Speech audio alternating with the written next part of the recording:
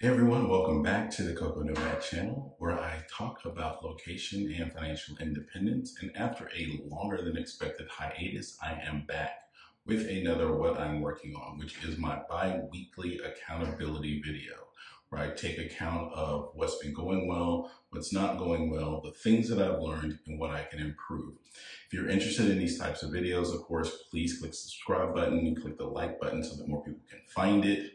And let's go ahead and jump in because I've got a lot to cover and catch up on. So if you've been a follower of this channel and you see videos, you know I have not been making videos for a number of months. Now, what was supposed to be a short hiatus while I was in Brazil turned into longer than expected. I went back to Mexico, didn't make any videos while I was there, and then I started traveling again. So I'm going to catch you up kind of in the middle, and I may make some additional videos to sort of fill in some of the gaps. Now that said, you know I do financial independence videos as well. I will be backfilling all of the monthly investment reports and the reports of that kind. And I do have a cost of living report for my time in Sao Paulo, Brazil that will be coming as well. But let's go ahead and just jump in the last couple of weeks. I arrived here in Arusha, Tanzania, which is where I've been for the last couple of months, the last couple of weeks. I've been here all of October after being in Cape Town, South Africa for a month as well. I'm on an African journey for at least 4 months, maybe 5 or 6, depending on how things turn out. Traveling with a group that I traveled with before in the past. Some of you may know I did remote year back in 2016. And they opened up an itinerary and I knew some people that were traveling, so I wanted to travel with them. And so I decided to join. And so far it's been great. So in terms of what's been going well, those are two of the things. I really enjoyed my time in Cape Town, South Africa. I will post some videos and some shorts of the things that I did while I was there. And this month in Arusha is very, very different, I will say. Cape Town is a very large city. It's very established, been around for quite some time. Great infrastructure, aside from the electricity issues. If you know anything about like living in South Africa, you know they do load shedding, so certain times of the day the power goes out. Well, here in Arusha, that hasn't really been a problem. We had a brief outage for about 5 minutes, but it's a much smaller city. This city actually is sort of like a gateway to the Serengeti and to people who want to hike Kilimanjaro, which is something that is very popular. So you'll see a lot of tourists coming through the airport. You'll see some people around town, but for the most part, it's a lot more quiet in terms of the pace of the city until you get to the downtown area. And that is very, very busy. Lots of shops. I live across the street from a bus depot, which is incredibly busy and noisy. So there's lots of activity in the city center, but once you get outside of that, it is relatively quiet. So it's not something that you really have to worry about. So this has been a really good trip. The food's been great. I've done a lot of great adventures that I will be posting on as well. And I have a few things coming up. So let me dive into something that went well that I've started, and that is I started setting monthly goals that I wanted to accomplish, and I have a local accountability group with the travel group that I'm with. And so while I still have my accountability buddies that I talk to on a bi-weekly or monthly basis, depending on the person, I wanted to add another element because I did kind of like the in-person and this goal setting and accountability where we meet each other in person, we talk to each other a little more frequently, we see each other on a daily basis. So it's a little bit different dynamic, and I just like adding that into the mix. But I missed making these videos, so I'm making this one as well because I missed the accountability portion online and having people that are also doing things for themselves in this space comment and share the things that they're working on as well. So I made some big monthly goals, and I'll just review those really quickly. For the month of October, I set a goal for no alcohol, no drinking the entire month. Also, no drinking coffee for the entire month. So no alcohol, no caffeine, or no coffee, because I am drinking tea. I actually have a nice hot cup of peppermint tea right here that I am enjoying. So it's not totally no caffeine. It's relatively speaking, there's a lot less caffeine. But I drank a lot of coffee, and I had a lot of wine last month in South Africa because they have amazing wines. I went to like 4 different wineries, and I needed a break. So the other goals that I set, fasting at least 20 days. I wanted to return to intermittent fasting. My time in Mexico and even Brazil, I put on a lot of weight, and I really wanted to lose it. So I set a goal for this month to lose 5 pounds, and I'll probably have a goal next month to lose another 5 pounds. And that probably should get me back to where I feel comfortable weight-wise. And in order to do that, I find that intermittent fasting is very effective. So I wanted to do at least 20 days of that, and that's going really well.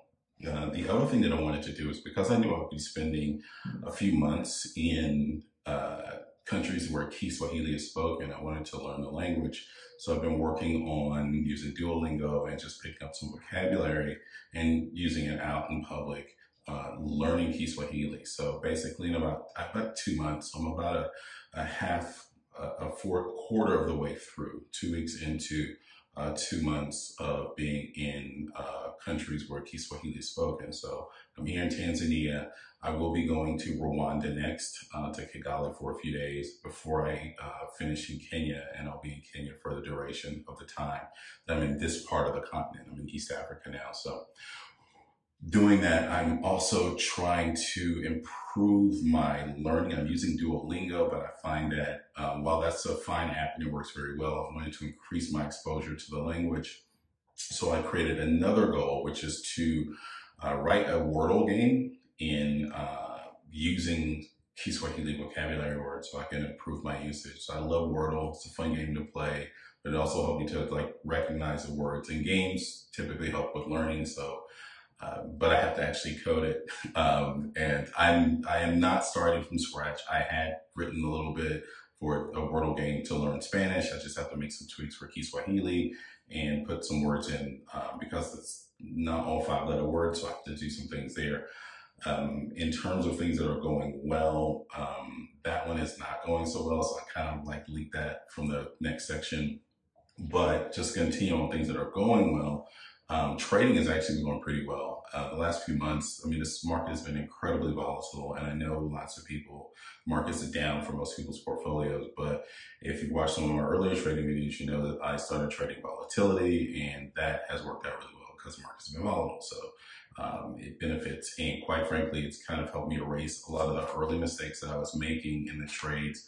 I've said in previous videos, don't trade SPACs, don't trade pharmaceutical companies, because that was where I made my biggest mistakes and I made hugest losses last October. And so I was down quite a bit. But now with the volatility trading and learning about some of the other aspects and using that, I'm actually back to about even, like a quarter of a percentage point off of being breaking even right there. But I'm actually up about 3 or 4% all time.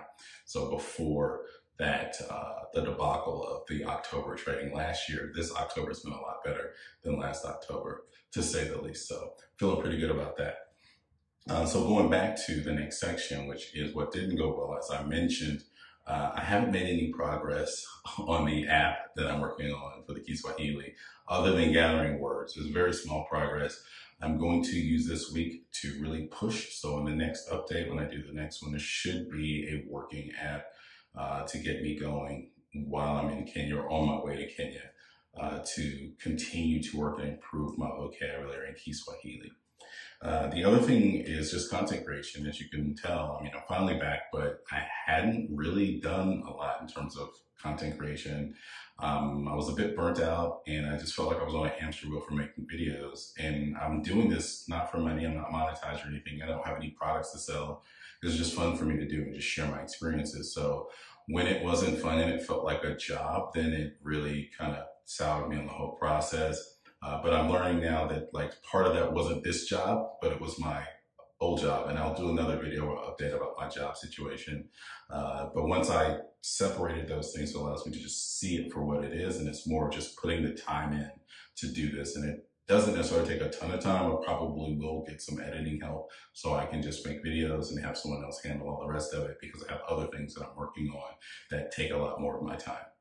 So what have I learned? Quite frankly, even in making this video, small, simple steps are better. This is taking maybe 15 minutes to record the video, maybe another 15 minutes to edit and upload. It's 30 minutes out of my day. So keeping it very simple. There's not a lot of production value. You won't see any fancy graphics other than the simple stuff that's easy to put at the bottom. That's about it. I mean, and I really took a cue from some other YouTubers that I follow that I like, and they keep it really simple. And I think I just need to do the same thing. And the same thing is with my life and with trading, is just kind of scale back and not try to do everything in big chunks. Small, simple steps help. Like intermittent fasting is just like, okay, if I take out one meal, then I shorten my eating window. If I have lunch and dinner and no breakfast, or breakfast and lunch and no dinner, you know, something like that. And it's not a big step, but I can consistently do it. Going to the gym is the same thing. I started training in the gym here. I typically am not a gym guy just because my workout allows me to, I like to be flexible to work from anywhere, but they have a heavy bag.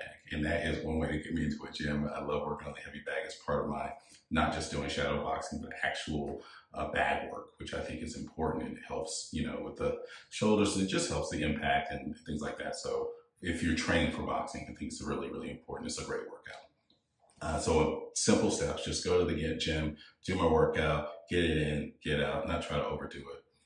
And so that takes me to basically what puzzles and scares me. Right now, I'm not really sure. There's not a lot that I'm scared or puzzled about. Just trying to keep these simple things moving forward and build a new sort of routine and regimen that doesn't feel constricted and stuffed with like hours of meetings and hours of time, and something that works that allows me to still be productive and get the things done that I want to get done, the things that are important to me. And that finally brings me to what's next. And that's the last section that I do in these retrospectives. And what's next is big. This week, I'm actually climbing Mount Meru, which is very close. You can actually see it from one of the windows here in this workspace. I opted not to do Kilimanjaro. I had some friends that summited Kilimanjaro yesterday, and I'm really excited for them. But a 6-day journey, which wasn't something that fit within my schedule with all the other activities that I wanted to be able to do. So, and work right now, I just didn't allow for it. So decided that maybe that's something I'll do another time. But I'm very happy for them to summit. Mount Meru is a 1-day journey. I can make the hike and hike up to the summit and climb it, no problem. But later this week, I am going on a safari in the Serengeti, and I'm really looking forward to that because that's 4 days. And that was about the maximum number of days I wanted to kind of take away from work and other projects. And I get to get out and see some of the wildlife here. I did a little bit of that on a bike ride I did in the Arusha National Park last week, but I wanted more time, and I thought it would be nice to just sort of camp out and spend a couple of days just away from everything. And then finally, as I mentioned, I am headed to Rwanda next week, and it'll be fun to go to Kigali and check it out. I've been hearing great things about Rwanda, and I'm really excited to visit. And since I was already here in East Africa, wanted to do a little side trip to check out the city and see if I wanted to come back and spend more time, which I'm pretty sure I will. So we'll see how that goes. So that's this week. I'm very happy to be back. Please comment and subscribe, anything that you're working on this couple of weeks. And how has your year been going? I know it's been a while since I've talked to anybody and done any videos, but I'm really curious of like your travels, your finances, work, all of those things, like sharing your progress. I really want to get back on a regular schedule with this and have as much dialogue as we can have in the comments on the YouTube channel and support other people that are trying to do the kinds of things that they want to do and make those types of changes that they want to make in their lives this year. So as always, have an amazing, amazing week, and I will talk to you next time. Cheers.